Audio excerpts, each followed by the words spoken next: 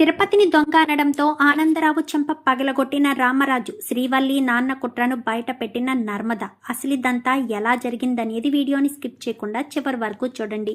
ఇల్లు ఇలాలు పిల్లలు అప్కమింగ్ ఎపిసోడ్స్లో ఏం జరగబోతుందో ముందుగా తెలుసుకోవాలి అనుకుంటే వీడియోని లైక్ చేసి ఛానల్ని సబ్స్క్రైబ్ చేసుకుని పక్కనే ఉన్న బెల్ సింబల్లో ఆల్ పై క్లిక్ చేయండి.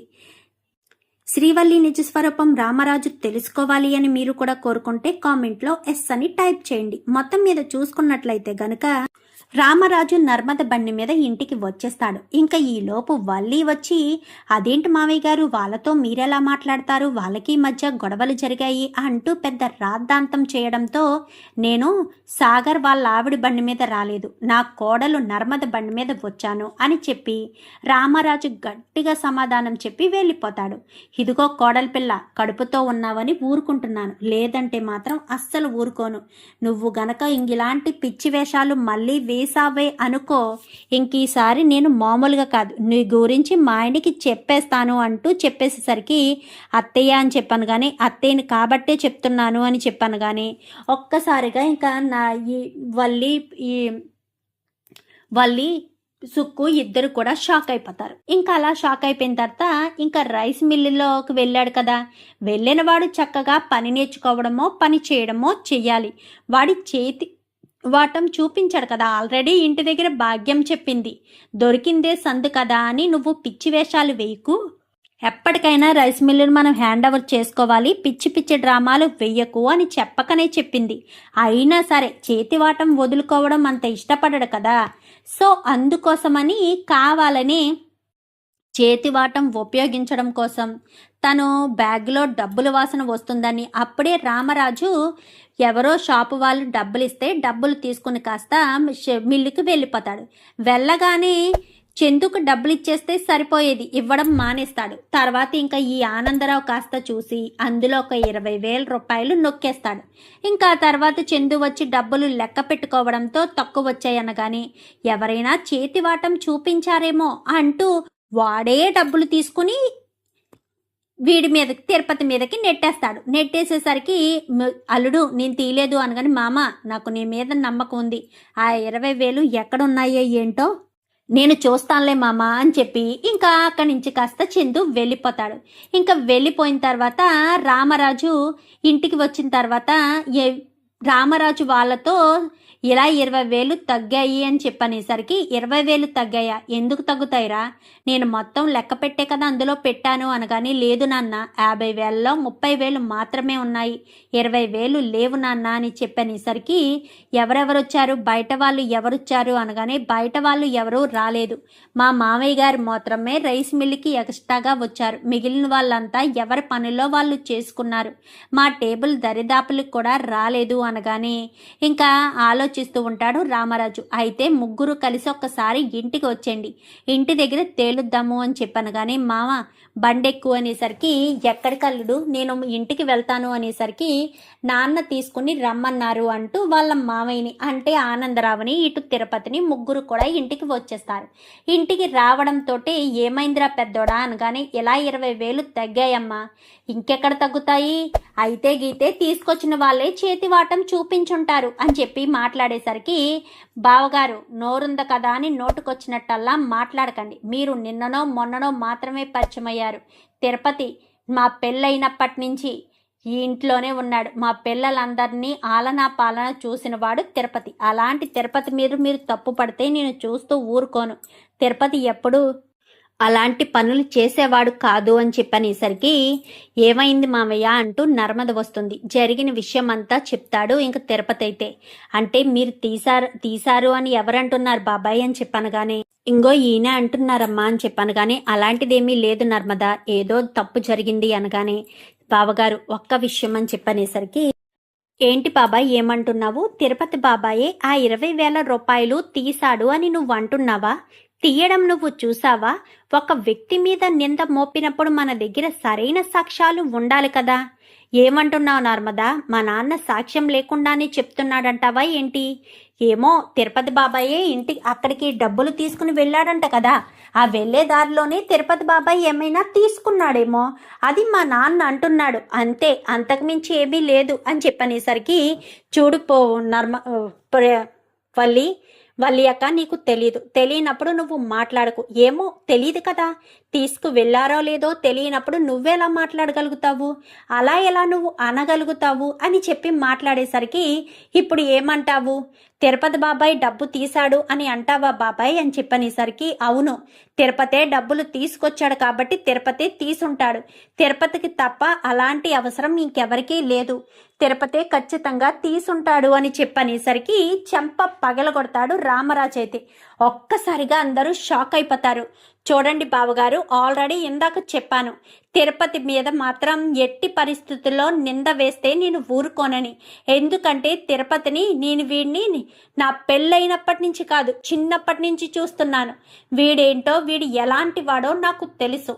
అలాంటిది వీడి మీద నింద వేస్తే మాత్రం అస్సలు ఊరుకోను.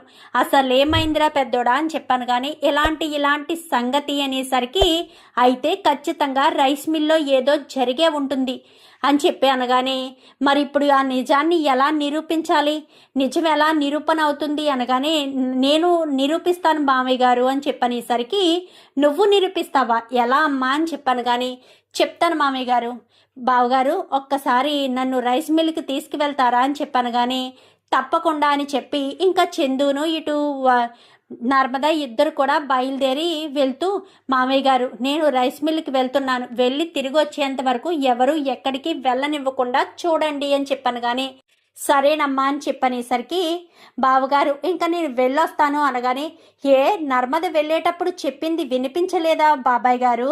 నర్మదక్క చెప్పింది కదా మిమ్మల్ని ఇక్కడే ఉంచమని, ఎవరిని పంపించొద్దని.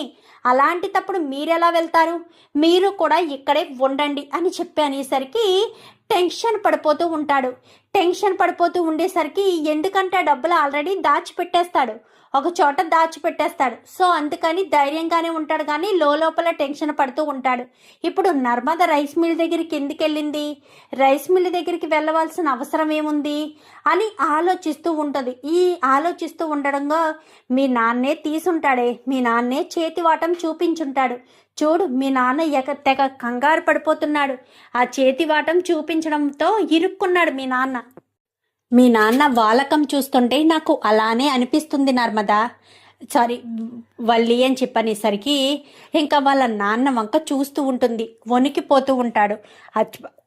అచ్చు బాబోయ్ నాన్న ఏదో చేసేశాడు, ఇప్పుడు నాన్న ఖచ్చితంగా ఇరుక్కుంటాడు. రేపన్న రోజున ఈ రైస్ మిల్లు సొంతం చేసుకోవాలని మేం ప్లాన్లు వేసి ఇక్కడికి పంపిస్తే ఈయన గారేమో ఇలా చేసుకొచ్చాడు అని చెప్పి ఇంకా తెగ కంగారు పడిపోతూ ఉంటుంది. వెంటనే ఈ విషయం మా అమ్మకు చెప్పాలి అని ఇంకా వల్లి పక్కకు వెళ్ళబోతూ ఉంటే, ఏంటి బల్లక్క ఎక్కడికి వెళ్తున్నావు, ఇక్కడి నుంచి ఎక్కడికి కదలొద్దని వల్లి నర్మదక్క చెప్పింది కదా, ఎక్కడికి వెళ్తున్నావు అనగానే అది వాష్రూమ్కి అని చెప్పనేసరికి, అవునా సరే వాష్రూమ్కి వెళ్తూ ఫోన్లు ఎందుకు అని ఇద్దరు చేతుల్లో ఉన్న ఫోన్లు లటక్కునే లాగేసుకుంటుంది. వాళ్ళు ఫోన్ తీసుకుంటారు అని అబ్జర్వేషన్ చెయ్యరు కదా, సో అబ్జర్వేషన్ చేయకపోవడంతో ఫోన్లు ఇలాగా పట్టుకోవడంతో ఇద్దరు ఫోన్లు లాగేసుకునేసరికి ఇంకొకసారిగా షాక్ అయిపోతారు. ఇదేంటి ఫోన్లు తీసేసుకుంది అని చెప్పి అనుకుంటూ కంగారు పడిపోతూ ఉంటారు. ఇంకా అలా కంగారు పడిపోతూ ఉండగానే ఇంకా నర్మద కాస్త, ఇప్పుడు ఎక్కడికి వెళ్తున్నావు నర్మద అనగానే, మీకెవరికి తెలియకుండా నేను రైస్ మిల్లులో సీసీ కెమెరాలు వేయించాను బావగారు అని చెప్పనేసరికి, ఏంటి నర్మద ఏమంటున్నావు, సీసీ కెమెరాలు వేయించడం ఏంటి, నాకు తెలియదే అని చెప్పాను. కానీ లేదు మామయ్య గారు, సీసీ కెమెరా వేయించాను. ఎందుకంటే ఎప్పుడు నర్మదా అని చెప్పాను. కానీ బావగారు మీకు ఇలా అంటున్నారని కాదు, వల్లి అక్క వాళ్ళ నాన్న మీద మీకు అనుమానం లేకపోవచ్చు, నాకైతే ఉంది. ఇప్పుడు కాదు, ఆయన ఇంతకుముందు రైస్ మిల్లుకి వచ్చినప్పుడే నేను అనుమానంతో తిరుపతి బాబాయ్కి చెప్పించి సీసీ కెమెరాలు వేయించాను. తిరుపతి బాబాయ్ మీద పాపం నింద పడడంతో బాబాయ్ ఇప్పుడు ఆ టెన్షన్లో విషయం మర్చిపోయినట్టున్నాడు.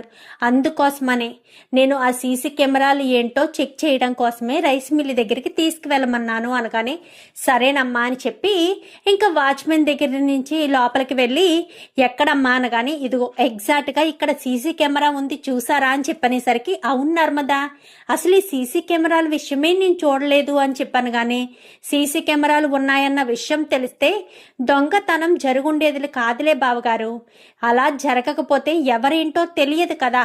ఎవరేంటో తెలుసుకోవాలి అంటే ఖచ్చితంగా సీసీ కెమెరాలు ఉండాలి. ఇప్పుడు ఆ సీసీ ఫుటేజ్ చూస్తే అసలు విషయం ఏంటో బయటికి వస్తుంది.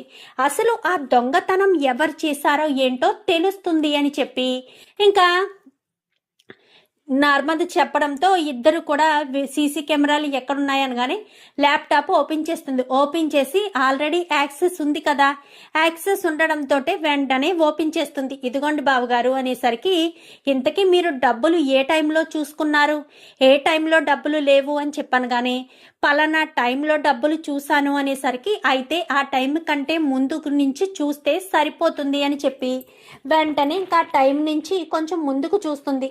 ముందుకు చూసేసరికి తిరుపతి బాబాయ్ ఎన్ని గంటలకు వచ్చారు, నేను ఇంటికి వచ్చిన తర్వాత వచ్చారు అంటే నేను ఇంటికి ఈ టైంకి వచ్చానని లెక్కలేసుకుని ఈ టైం నుంచి చూస్తూ ఉంటుంది. చూస్తూ ఉండేసరికి అక్కడికి ఆనందరావు వస్తాడు. వచ్చి చందుతో మాట్లాడతాడు. మాట్లాడిన తర్వాత వీళ్ళిద్దరూ పక్కన మాట్లాడుకోవడం కూడా కనిపిస్తుంది.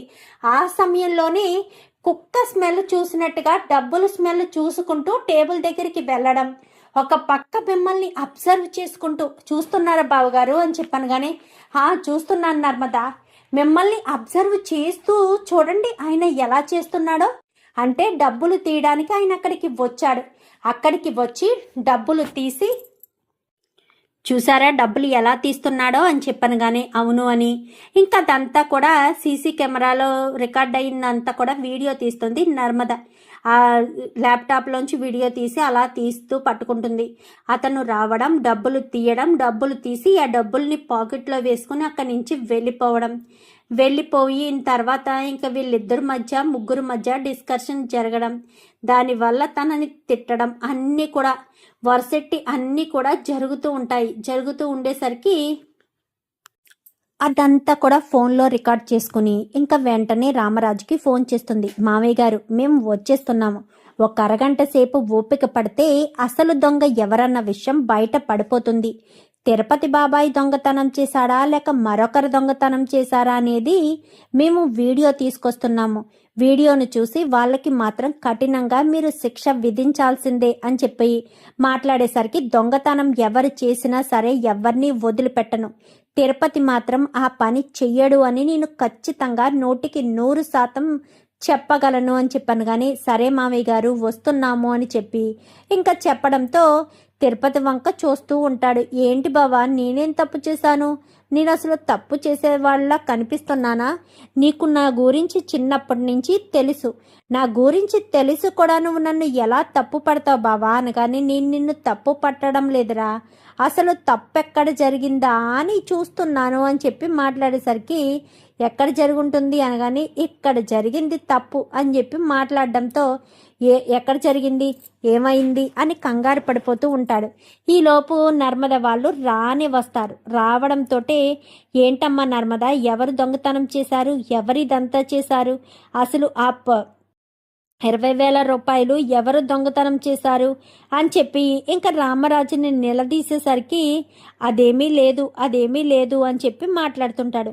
లేదు నీకు దెబ్బ తగిలింది, ఖచ్చితంగా తగిలింది, లేదంటే మాత్రం నువ్వు అలా ఇబ్బంది పడవు, ఖచ్చితంగా నీకు దెబ్బ తగిలింది, అసలు ఏమైందో చెప్తేనే నేను ఏం చేయాలో ఆలోచిస్తాను, చెప్పమ్మా అని చెప్పు అమ్మా అని చెప్పి నర్మదని అడుగుతూ ఉంటాడు రామరాజు. చెప్తాను మామయ్య గారు, ఖచ్చితంగా చెప్తాను. ధీరజ్ ఆ ల్యాప్టాప్ అనగానే ధీరజ్ కాస్త ల్యాప్టాప్ ఓపెన్ చేస్తాడు. ఓపెన్ చేయడంతో నర్మద ఆ వీడియో ఉన్న క్లిప్ ఉన్న ఫోన్ని కాస్త కనెక్ట్ చేస్తుంది. కనెక్ట్ చేసేసరికి స్క్రీన్ క్లియర్గా కనిపిస్తుంది. వీళ్ళంతా వెళ్ళడం రావడం ఇదంతా కనిపిస్తూ ఉంటుంది. ఇంకా మాధవరావు రావడం, చందు ఇటు వీళ్ళతో మాట్లాడుతూ ఉండడం, మాట్లాడిన తర్వాత ఇటుపక్కకి రావడం, ఇటుపక్కకు వచ్చి ఇంకా తను చేసిందంతా కూడా సీసీ ఫుటేజ్లో రికార్డ్ అయ్యి ఉండడంతో ఇంకా ఏం చెయ్యాలో ఏం మాట్లాడాలో కూడా అర్థం కాక అదంతా కూడా చూస్తాడు. చూసేసరికి రామరాజు మరొక్కసారి ఆనందరావు చెంప చెల్లుమనిపిస్తాడు. నేను ముందే చెప్పాను కదా, నా నమ్మకం ఎప్పుడూ వమ్ము కాదని. నా బావమర్ది ఏంటో నాకు తెలుసు. మా బావమర్దిని నువ్వు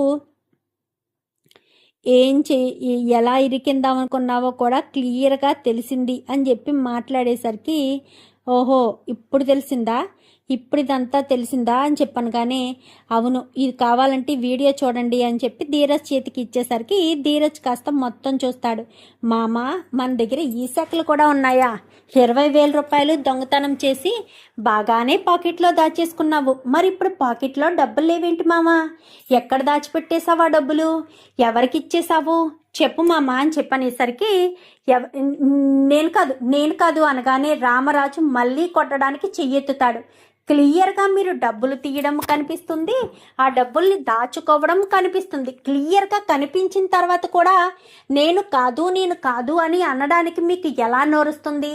అంటే మేము అబద్ధం చెప్పాము అనుకుంటున్నారా? మేము అబద్ధం చెప్పలేదు, నిజం మాత్రమే చెప్తున్నాము. క్లియర్గా సీసీ ఫుటేజ్లో రికార్డ్ అయింది మామయ్య అని చెప్పాను. కానీ నాకు తెలుస్తుందమ్మా సీసీ ఫుటేజ్లో రికార్డ్ అయిందని. నేను తిరుపతి మీద ఎన్నో ఆశలు పెంచుకున్నాను, వాడిని ఎన్ని మాటలు అంటున్నా కానీ ఒక్క క్షణం కూడా ఈ ఇంటిని కాదని ఆ ఇంటికి వెళ్ళలేదు. నీకు ఆ ఇంట్లో ఎలాంటి సౌకర్యం అసౌకర్యం ఉన్నా లేకపోయినా వాడిక్కడ ఒక మనిషిలా నాకు తోడుగా ఉన్నాడు. అలాంటి వాడి మీద నిందేసి డబ్బులు నువ్వు దొంగతనం చేస్తావా? అసలు నిన్ను ఏం చెయ్యాలో కూడా నాకు అర్థం కావట్లేదు అంటూ ఇంకా రామరాజు కాస్త మళ్ళీ చెంప పగలగొడతాడు. ఇంకొకసారి నా ఇంటి దరిదాపుల్లోకి వచ్చిన, రైస్ మిల్లు చుట్టుపక్కల కనిపించిన కాళ్ళు విరగొట్టి మూలన కూర్చోపెడతాను అని చెప్పి ఇంకా రామరాజు కాస్త వార్నింగ్ ఇచ్చి వెళ్ళిపోమని బయటకు గెంటేస్తాడు. అమ్మ నర్మదా చాలా థ్యాంక్స్ అమ్మా అంటూ చేతులు పట్టుకుంటాడు ఇంకా తిరుపతి. అయ్యో బాబాయ్ మీ గురించి నాకు తెలియదా, మీరు ఎలాంటి వాళ్ళో మాకు తెలీదా? వాళ్ళు ఎప్పుడైతే మొదటిసారి రైస్ మిల్ దగ్గరికి వస్తాను అని చెప్పినప్పుడే నేను తిరుపతి బాబాయ్కి చెప్పి అక్కడ సీసీ కెమెరాలు వేయించాను. ఆ సీసీ కెమెరాలోనే రికార్డ్ అయింది ఈయన గారు డబ్బులు తీయడం, అంతే తప్ప అక్కడ ఏ సాక్ష్యం లేదు అని చెప్పనేసరికి అవునా ఎంత జరిగిందా అనగానే, అవును మామయ్య నిజం నిరూపణ చెయ్యాలి కదా, అందుకోసమని నిజం నిరూపించడానికే మేము ఆ వీడియోని తీసుకొచ్చాము అని చెప్పి వల్లి ముందే చందు ఇటు నర్మదా ఇద్దరు కూడా చెప్తారు. ఇంకా వాళ్ళ బ్రతుకులు మారవు నాన్న, వాళ్ళు ఎప్పటికీ మారరు. అసలు వాళ్ళు చేసిన ఏంటో ఇవన్నీ కూడా నాకేం అర్థం కావట్లేదు. పైగా కడుపుతో ఉంది అన్న ఒకే ఒక్క కారణం చేత ఏమీ అనలేకపోతున్నాను అని చెప్పి ఇంకా చందు కాస్త చెప్తాడు. చెప్పేసరికి సరే బావగారు ఇక నేను వెళ్ళొస్తాను అని ఇంకా అక్కడి నుంచి కాస్త లోపలికి వెళ్ళిపోతుంది. ఇంకా ప్రేమ ఏమైంది అని చెప్పాను. కానీ ఏమవడం ఏంటక్క, అక్కడ ఈయన గారి చేసిన ఎగస్ట్రా పనులు చూస్తే ఆశ్చర్యం కలిగింది అనగాని, అంతకు దిగజారిపోవడం ఏంటక్క, అంత దారుణంగా దిగజారిపోతారా ఏదైనా డబ్బుల కోసం? చిచ్చి వాళ్ళని చూస్తుంటేనే చిరాకొస్తుంది. కూతుర్నిచ్చే ఇంట్లోకే దొంగతనం చేసి మరీ వస్తారా? అసలు ఇదంతా ఏమనుకుంటున్నారో ఏమీ అర్థం కావట్లేదు. తను చాలా థ్యాంక్స్ అమ్మా నర్మదా, నువ్వే గనక ఈ సీసీ కెమెరాలో ఉన్న వీడియోని తీసుకురాకపోయి ఉంటే నన్ను తప్పు పట్టేవారు అని చెప్పి తిరుపతి కాస్త కన్నీళ్లు పెట్టుకుంటాడు. రే తిరుపతి ఏం మాట్లాడుతున్నావురా, నువ్వు చిన్నప్పటి నుంచి మీ బావతో కలిసిమెలిసి ఉన్నావు, అలాంటిది నువ్వు తప్పు చేస్తావని మీ బావ ఎందుకు అనుకుంటారు? ఎలా అనుకుంటారు? ఎప్పటికీ అలా అనుకునే మనిషి కాదు. ఎందుకంటే మీ బావకు పిల్లల తర్వాత నువ్వే పిల్లలువి, నువ్వు చిన్నప్పటి నుంచి కూడా ఇక్కడే పెరిగావు, నువ్వే మా పెద్ద కొడుకువి. ఆ విషయం నువ్వు గుర్తుపెట్టుకో. కొడుకులను ఎవరైనా నిందించుకుంటారా? కొడుకుల మీద ఎవరైనా అవమానపడతారా? అనుమానపడరు కదా. అదే మీ బావ. నీ గురించి మీ బావకు తెలుసురా. మొదటిసారి నువ్వు దొంగతనం చేశావు అని చెప్పడంతోటే మేము నమ్మలేదు. ఆ రోజు నగలు అనగానే, నిజానికి ఆ నగలు కూడా నేను దొంగతనం చేయలేదు అన్నయ్య, ఆ నగలు దొంగతనం చేసింది కూడా వాళ్ళే అని చెప్పనేసరికి ఒక్కసారిగా షాక్ అయిపోతారు. వీళ్ళే చేస్తారని నాకు బాగా తెలుసు, వీళ్ళకి ఇంతకు మించిన పని ఉంటుంది, వీళ్ళు ఇంతకు దిగజారిపోవడం కంటే వేరే పనే ఉండదు అని చెప్పనేసరికి అవును నిజమే మామయ్య, కావాలనే వీళ్ళే దొంగతనం చేసినట్టు చెప్పారు. నిజానికి ప్రేమ నగలు దొంగతనం చేసింది వల్లి అక్క. వల్లి అక్క బయటకు వస్తే తనే దొంగతనం చేసింది అన్న విషయం ఎక్కడ బయట పడిపోతుందేమోనన్న భయంతోనే కావాలని ఇలా చేసింది అంటూ చెప్పేసేసరికి ఒక్కసారిగా షాక్ అయిపోతాడు. ఏంటి అవునా అని చెప్పాను కానీ అవును ఇదే జరిగింది అని చెప్పనేసరికి సరే అని ఇంకా గబగబా పైకి వెళ్ళి తెగ సంబరపడిపోతూ ఉంటారు. ఇంకా ప్రేమ, నర్మద, ధీరజ్ వీళ్ళంతా కూడా తెగ సంతోషపడతారు. అసలు సీసీ కెమెరాలు ఎప్పుడు వేయించావు వదినా అని చెప్పాను కానీ వేయించాను. అప్పుడు ఆ పరిస్థితిలో వేయించాల్సిన అవసరం వచ్చింది. అప్పుడు సీసీ కెమెరాలు వేయించాను కాబట్టే ఇప్పుడు ఈ ఇబ్బంది లేకుండా ఉంది అని చెప్పి మాట్లాడేసరికి అవును నిజమే, ఏదైనా స్టార్టింగ్ కొంచెం ప్యానిక్ అవుతాం, తర్వాత అలవాటు అయిపోతుంది అని మాట్లాడేసరికి ఇంకా చాలా సంతోషంగా అయితే ఇంకా నువ్వు నన్ను కాపాడేవమ్మా అని కానీ ఆ విషయం అంతా మర్చిపోండి అని ఇంకా మొత్తం అంతా కూడా ఎవరి పనుల్లో వాళ్ళు చూసుకోండి అని రామరాజు అంటాడు. ఇంకా చందు శ్రీవల్లి లోపలికి వెళ్ళిపోతారు. నర్మదా, ప్రేమ వీళ్ళు కూడా లోపలికి వెళ్ళిపోతారు. వెళ్ళిపోవడంతో ఏంటి వల్లి ఏంటిదంతా అని చెప్పాను కానీ అది బా అని చెప్పి మాట్లాడేసరికి ఇంకా చాలు ఇంకా ఆపేసి వల్లి మాత్రం వాళ్ళ నాన్నను తెగ తిట్టుకుంటుంది.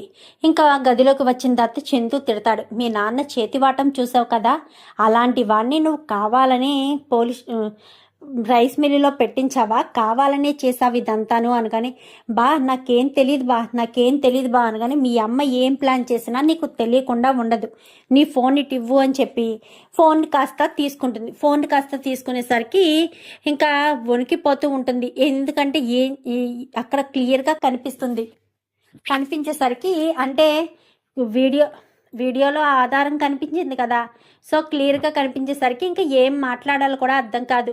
అంటే నువ్వు మీ అమ్మ కలిసి తిరుపతి బాబాయ్ మీద నింద వేస్తారా, నగల విషయంలో నింద పడింది నీ మీదే కదా, నగల విషయంలో చేసావు కదా, సరిపోలేదా, ఇంకా మోసం చేయాలనుకుంటున్నావా, చూడు వల్లి నీకు మళ్ళీ అవకాశం అయితే ఇవ్వను, ఇదే చివరండ అవకాశం, ఇంకొకసారి ఇలాంటి పనులు ఏమైనా చేసినా ఇంకా ఏదైనా శృతి మించిన పనులు చేయాలని చూసినా ఎట్టి పరిస్థితుల్లోనూ వదిలిపెట్టను, ఎందుకంటే నువ్వు ఎలాంటి దానివో అర్థమవుతుంది, నువ్వు ఏం చేస్తున్నావో అర్థమవుతుంది అని చెప్పి మాట్లాడేసరికి ఇంకా ఏం మాట్లాడాలో అర్థం కాక సైలెంట్గా ఉండిపోయేసరికి ఏంటి నోరు విప్పి మాట్లాడవు, మీ అమ్మ వాళ్ళకి ఫోన్ చేసి ఇక్కడికి రావద్దని చెప్పు, చూడు సుక్కు నువ్వు వెళ్ళిపో మీ ఇంటికి, ఇక్కడ ఉండొద్దు, నువ్వు ఎక్కడుంటావో నీ ఇష్టం, ఇక్కడ ఉండొద్దు అని చెప్పి సుక్కుకి చెప్తాడు. ఇటు సుందరికి కూడా చెప్పమని చెప్పేసరికి